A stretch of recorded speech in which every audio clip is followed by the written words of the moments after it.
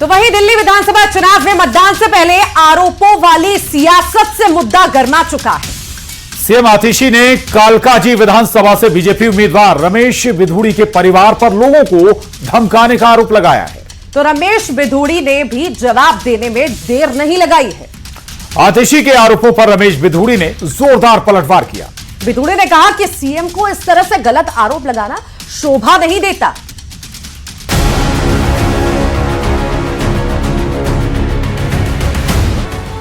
दिल्ली विधानसभा चुनाव में मतदान से पहले हाई वोल्टेज हलचल देखने को मिली। दिल्ली के सीएम आतिशी ने कालकाजी विधानसभा में बीजेपी उम्मीदवार रमेश बिधूड़ी और उनके बेटे पर चुनाव को प्रभावित करने के आरोप लगाए, जिसके बाद बिधूड़ी ने पलटवार करते हुए सोशल मीडिया हैंडल पर लिखा, हार की बौखलाहट से आप अपना संयम न खोए और लोकतंत्र में भरोसा रखें। कुछ दिन पहले आप लाइव आई थी और कोई फोटो दिखाकर उसे मनीष बिधूड़ी बोल रही थी और आज किसी और को मनीष बिधूड़ी बता रही हैं। चुनाव प्रचार अब खत्म हो गया है और जनता को निर्णय लेने दो। इसी दौरान सीएम आतिशी ने एक वीडियो भी सोशल मीडिया पर शेयर किया और पुलिस प्रशासन पर भी संगीन आरोप लगा दिए।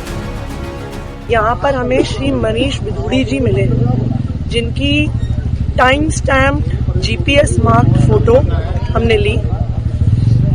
मुझे फिर पता चला कि मनीष बिधूड़ी रमेश बिधूड़ी जी के बेटे हैं। वो तुगलकाबाद गांव में रहने वाले हैं। साइलेंस पीरियड में इनको कालकाजी में होने का कोई भी अधिकार नहीं है। उसके बाद भी मेरे सामने भी इन्होंने हमारे कार्यकर्ताओं के साथ बदतमीजी करी, उल्टी सीधी भाषा यूज करी। आतिशी की इस शिकायत के बाद दिल्ली पुलिस एक्शन में आई और गोविंदपुरी थाने में रमेश बिधूड़ी के भतीजे और रवि दायमा के खिलाफ एनसीआर दर्ज कर लिया। लेकिन इस बीच एक और वीडियो सामने आया जिसमें आरोप लगाया गया कि आम आदमी पार्टी के कार्यकर्ता ने पुलिसकर्मी को थप्पड़ मारा। इन आरोपों के बाद गोविंदपुरी थाने में आप कार्यकर्ताओं के खिलाफ केस दर्ज कर लिया गया है। यही नहीं, दिल्ली पुलिस ने दिल्ली की सीएम आतिशी के खिलाफ आचार संहिता उल्लंघन का केस दर्ज किया है।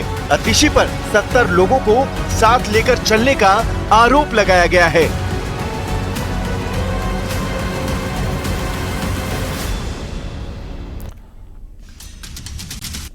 उधर असदुद्दीन ओवैसी ने सरकार को वक्फ संशोधन बिल पर उसके मौजूदा स्वरूप में पेश करने के खिलाफ चेतावनी दी है। उन्होंने कहा है कि इससे देश में सामाजिक अस्थिरता पैदा होगी। तो वहीं बीजेपी ने पलटवार करते हुए कहा कि कानून से ऊपर कोई नहीं। वक्फ बोर्ड को भी कानून के मुताबिक काम करना होगा। ये रिपोर्ट देखिए।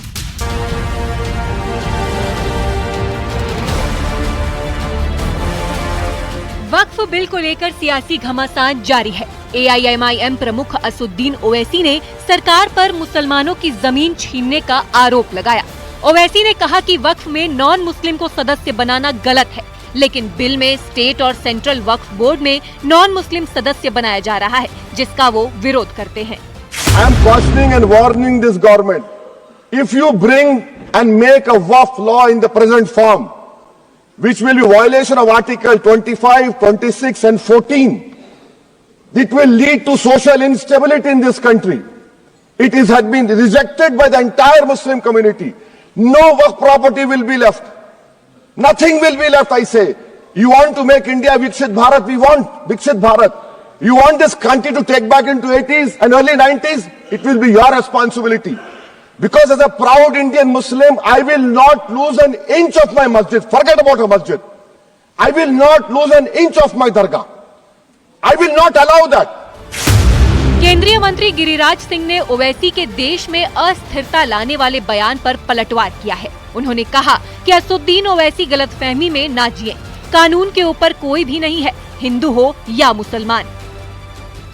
ये भारत का संविधान किसी के पिताजी का संविधान नहीं है और ओवैसी गलतफहमी में ना जिए। ये कानून की राज है और देश का प्रधानमंत्री नरेंद्र मोदी है। देश कानून से चलेगा। कोई समाज मुसलमान हो या हिंदू,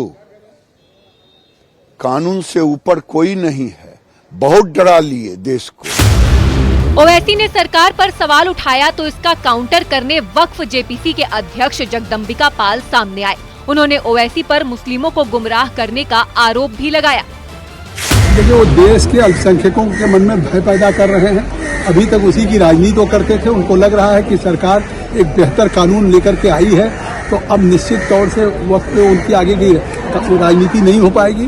तो अब वक्त की रिपोर्ट भी आ चुकी है, हम उसको सबमिट कर चुके हैं स्पीकर साहब को। अब ये कहना तो इससे साफ है कि कहीं न कहीं वो देश में अपनी राजनीति करने के लिए इस तरह का बयान दे रहे हैं।